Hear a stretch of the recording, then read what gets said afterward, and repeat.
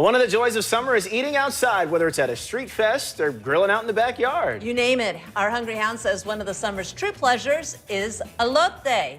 Well, it's more commonly found in Mexican neighborhoods, of course. He says it's super easy. It's a snack that you can make all for yourself. Yeah, Steve Dolinsky is here now with a taste. Steve. Hey guys, the tradition of slathering corn with mayo, butter, and cheese is well known in Mexico, and to some extent here in Chicago, especially in Pilsen and back of the yards. And while a trip to 18th Street will yield plenty of options this summer, one local chef says elotes are easy enough to make yourself at home.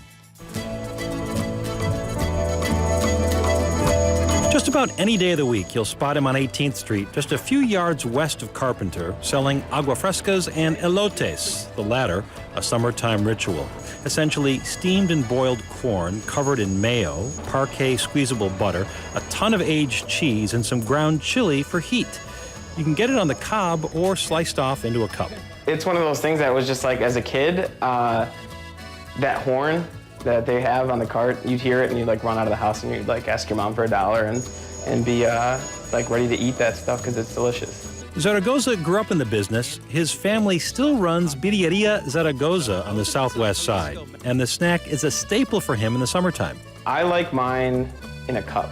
The traditional way to do it is on the cob. Summertime, what's better than on the street eating, getting messy? I think that's delicious.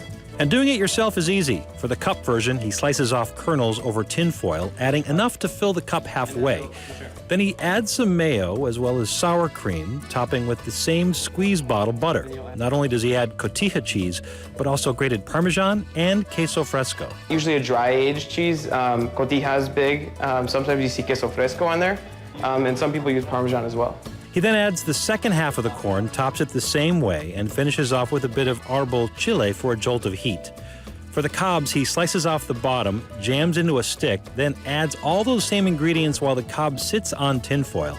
He can then roll the cob around to spread out the crema, mayo, and butter before adding the grated cheeses and arbol chile. He says elotes also make great party food. You can have them ready in the oven and just like pop them and dress them as you go, or have them pre-dressed for your guests coming in.